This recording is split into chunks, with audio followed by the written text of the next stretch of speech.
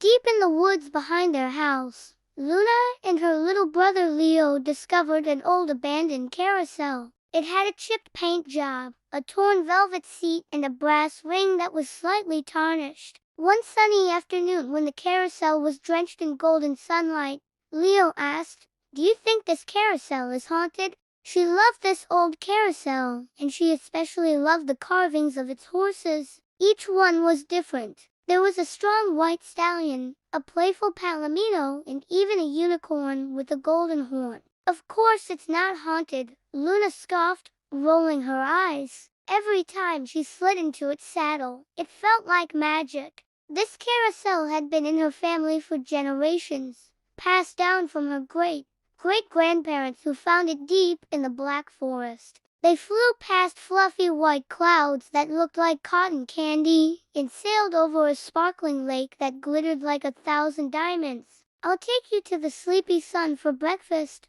the bird sang. "He's just woken up and his pancakes are almost ready." Soon they were high above the tallest mountains, where they could see for miles and miles. Flowers made of spun sugar and candied fruits bloomed in every color imaginable. On a nearby rock sat a plate piled high with fluffy golden pancakes. "Well, hello there," he yawned, his voice like warm honey. "I see we have some new riders. Come, have some breakfast with me." Even the butterflies and dragonflies were crafted from pure spun sugar. It was like being inside a delicious piece of candy. As they stepped out, a regal-looking bird with shimmering rainbow feathers landed on the back of Luna's horse. Luna asked, suddenly worried. "Welcome," it said in a melodious voice. "I am the keeper of the clouds. You must be the new cloud riders." Finally, as they were drifting off to sleep, Luna whispered,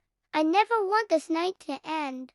Legend said that if you spun its wool backwards, it would take you on a fantastic journey through the clouds." The bird flew ahead of them, guiding them through the darkness. "If you follow the sunrise, you'll find the wishing star. Its magic will help you return home." Suddenly, Leo pointed. "Look, a castle made of clouds." It floated above a sea of cotton candy clouds and had towers that reached all the way to the stars. Startled, they turned around, but there was nothing there. Only the sound of their own breathing and the rustling of the leaves. A drawbridge made of moonlight connected the castle to a tiny island, which looked like a perfect place to have a picnic. But no one had ever believed it. That is until now. As they approached, the star grew brighter and brighter until it filled their vision. Then everything went black. Getting off, they raced toward home, eager to tell their parents about their amazing adventure. But Luna's favorite was a small brown horse with flowing black hair and kind eyes. When the last rays of sunshine disappeared behind the trees, Luna and her brother climbed onto their favorite horses and spun the wheel. At first nothing happened. Then the wind picked up, the trees blurred, and the carved horses reared up as the carousel lifted off the ground. They were flying. The wind whipped through Luna's hair as she and Leo soared above the treetops. It was magical. They rode in comfortable silence for a while, taking in the breathtaking views. Before either of them could say a word, the carousel landed silently on the drawbridge. Before Luna could reply, the bird flapped its wings, sending sparkling motes of sunlight dancing through the air. As the carousel moved on, Luna noticed how beautiful everything around them was. Then they saw him. The sleepy sun dozed peacefully in his bed of dandelions, his face still creased with sleep. As the cloud rider approached,